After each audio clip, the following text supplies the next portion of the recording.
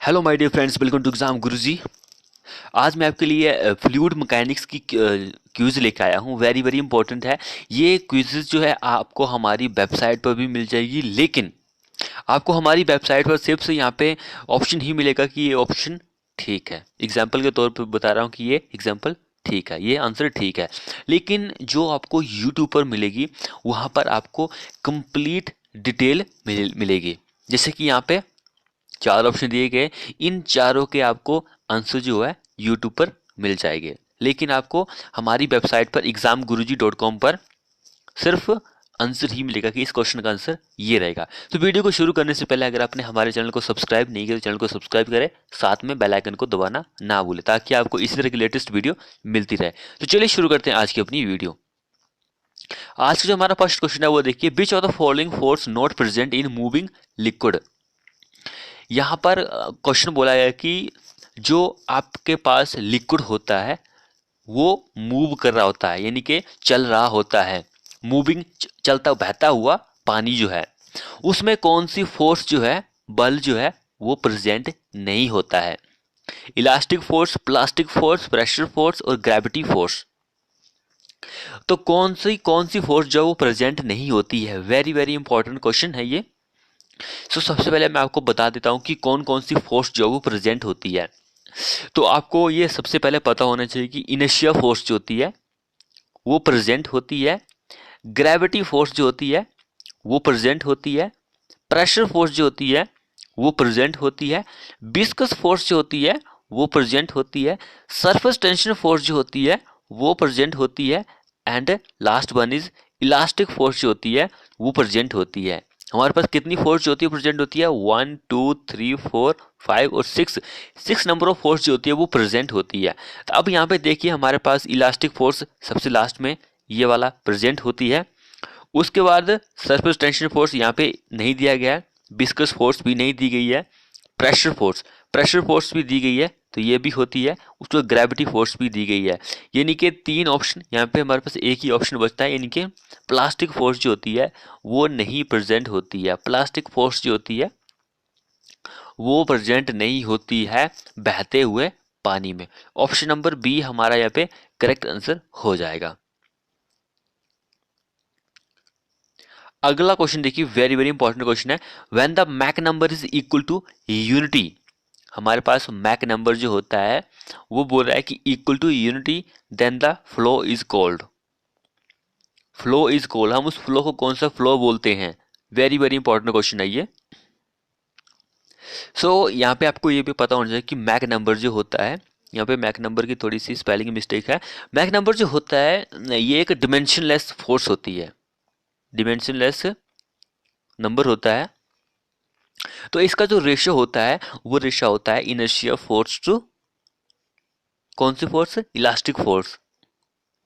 Inertia force to elastic force का ये ratio होता है मैक नंबर। अब यहाँ पे बोल रहा है कि हमारे पास एक मैक नंबर है जो कि किसके बराबर है? यूनिटी के बराबर है। तो हमारे पास जो फ्लो होगा वो कौन सा फ्लो होगा? सब सोनिक होगा, सोनिक होगा, सुपर सोनिक होगा या फिर हाइपर सोनिक होगा? यहाँ पे मैं आपको चारों के बारे में ही बताऊंगा कि कब क्या होता है, कब कौन सा फ्लो होता है हमारे पास। तो सबसे पहले हमारे पास ऑप्शन नंबर कौन सा दिया गया है? सब सोनिक दिया गया है।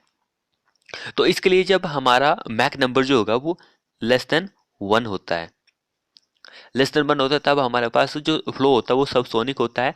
एंड सोनिक जो होता है वो ग्रेटर देन 1 या फिर इक्वल टू 1, यानी कि यूनिटी होता है। सो ऑप्शन नंबर ये वाला हमारे पास सोनिक फ्लो होगा, आंसर होगा। उसके बाद हमारे पास जब हम मैक नंबर जो होगा 1 से लेकर 6 होगा, तब हमारा जो फ्लो होता है वो सुपरसोनिक फ्लो होता है। एंड हाइपरसोनिक जो होता है वो ग्रेटर देन 6 होता है, तब हमारा हाइपर मैक नंबर जो होता है ग्रेटर देन 6 होता है, तब हमारा फ्लो जो होता है वो हाइपर सोनिक होता है। यानी कि इक्वल टू यूनिटी जो होता है वो सोनिक फ्लो होता है। फ्रेंड्स, वीडियो को शेयर कीजिए फटाफट से अपने दोस्तों के साथ और कमेंट बॉक्स में अपना स्कोर जो वो लिखना ना भूलिए। अगला क्वेश्चन देखिए, when the ratio of inertia force to pressure force, then which of the following dimensionless number is? Inertia force,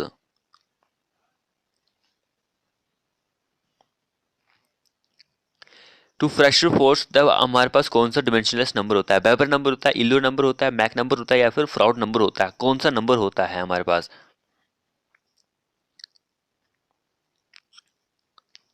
तो यहाँ पे मैं आपको एक ट्रिक बता देता हूँ सभी नंबर को याद करने के लिए।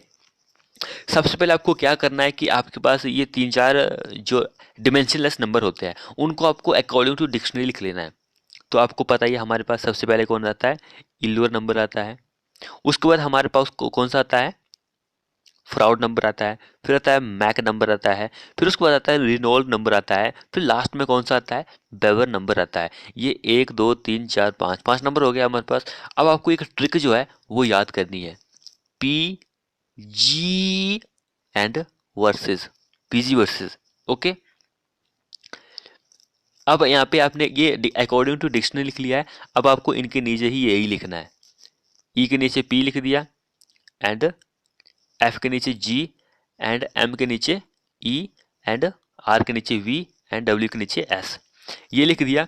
अब यहाँ पे क्या बोल रहा है कि इल्लोर नंबर जो होता है वो किसका रेशियो होता है, फ्रॉड नंबर किसका रेशियो होता है, ये मैं आपको बता देता हूँ कि इन सभी के लिए जो सबसे कॉमन चीज होती है वो इनर्शिया फोर्स जो रेशियो होता है, इनर्शिया फोर्स टू डैश, यानी कि डैश अब हम यहाँ से पीजी वर्सेस में निकालेंगे। तो ये पी से क्या बना? प्रेशर फोर्स बना, जी से ग्रेविटी बना, एंड ई से इलास्टिक बना, एंड वी से विस्कस बना, और एस से सरफेस टेंशन फोर्स बना। तो इस तरह से बना। अब inertia force to pressure force p से बन गया। तो यहाँ पे क्या है हमारे पास? इल्लोर नंबर, यानी कि अब हमारे पास आंसर ये वाला हो गया। अब अगर ऐसे ही inertia force to gravity force पूछा जाता तो हमारे पास कौन सा बनना था?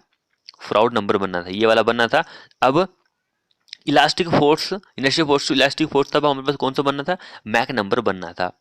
उसके बाद viscous force, inertia force to viscous force, Reynold number बनता है, आपको पता ही है। And inertia force to surface tension जो होता है तब हमारे पास बेव नंबर बनता है। इस क्वेश्चन में हमारा आंसर बी हो जाएगा।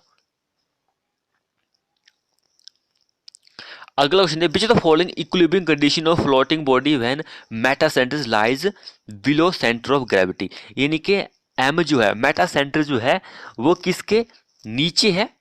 मेटा एम जो है वो किसके नीचे है? सेंटर ऑफ ग्रेविटी के नीचे है। तब हमारा कौन सी कंडीशन होगी? स्टेबल, अनस्टेबल, या फिर न्यूट्रल, या फिर नन ऑफ द अबव? कौन सी हमारे पास कंडीशन होगी? वेरी वेरी इंपॉर्टेंट क्वेश्चन है ये। तो यहाँ पे मैं आपको कंडीशन, सारी ही कंडीशन बता देता हूं।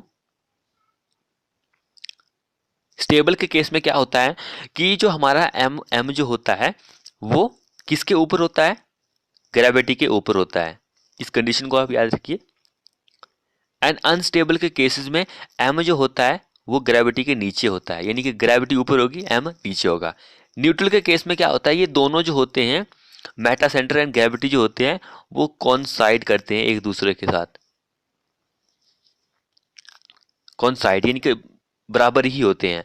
तो यहाँ पे हमारे पूछ के below centre of gravity, below centre of gravity Meta centre है तो अनस्टेबल कंडीशन हो जाएगी हमारे पास। ऑप्शन नंबर बी हमारा यहाँ पे करेक्ट आंसर हो जाएगा। अगला ही ऐसा ही क्वेश्चन है। क्वेश्चन क्या बोला गया? Which of the following equilibrium condition of submerged body when buoyancy buoyancy force जो है वो सेंटर ऑफ ग्रेविटी के ऊपर है,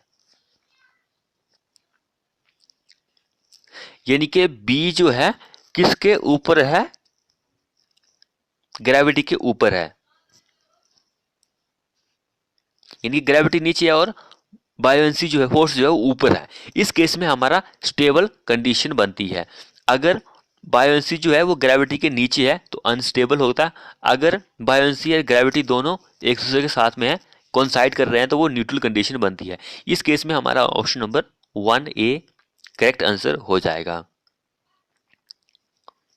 अगला क्वेश्चन देखिए, when the flow in pipe between 2000 to 2800 then the flow is called. बोल रहा है कि हमारे पास एक पाइप है, उसमें जो फ्लो है वो किसके बीच में है? 2000 और 2800 के बीच में है। तब वो फ्लो कौन सा होता है? लेमिनर फ्लो होता है, टर्बुलेंट फ्लो होता है, या फिर दोनों नहीं होते हैं, या फिर दोनों होते हैं, ए एंड बी। लेमिनर के केस में हमारा फ्लो जो होता है वो लेस देन 2000 होता है। टर्बुलेंट के केस में हमारा जो फ्लो होता है वो 2800 से ग्रेटर देन होता है। अगर हमारा फ्लो है 2000 और 2800 के बीच में है तो हमारा कोई भी केसेस नहीं होता है, neither a and b. Option number c हमारा करेक्ट आंसर हो जाएगा। कौन सा केस होता है आपको कमेंट बॉक्स में लिखना है कि कौन सा केस होता है इस केसेस में। अगला क्वेश्चन देखिए, velocity at which the flow changes from laminar to turbulent flow is called. हमारे पास एक वेलोसिटी है, इसमें क्या हो रहा है, हमारा फ्लो जो है वो चेंज हो रहा है laminar flow to turbulent flow is called.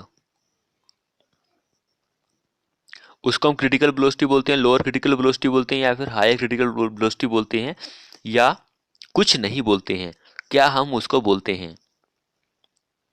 तो उसको हम बोलते हैं क्रिटिकल वेलोसिटी। क्रिटिकल वेलोसिटी जो होती है वो दो तरह की होती है। क्रिटिकल वेलोसिटी टू टाइप्स की होती है, lower critical velocity and higher critical velocity.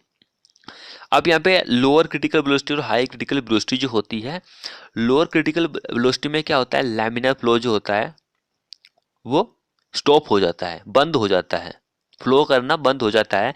And higher critical velocity में क्या होता है कि हमारे पास जो टर्बुलेंट फ्लो होता है वो फ्लो करना स्टार्ट करता है। लैमिनार फ्लो स्टॉप होता है किसमें, लोअर क्रिटिकल वेलोसिटी में। हायर क्रिटिकल वेलोसिटी में टर्बुलेंट फ्लो जो होता है वो फ्लो करना स्टार्ट करता है। अगला क्वेश्चन देखिए, स्पेसिफिक ग्रेविटी जो होती है वाटर की इज 0.01 या फिर 0.01 या फिर 0.1 या फिर 1।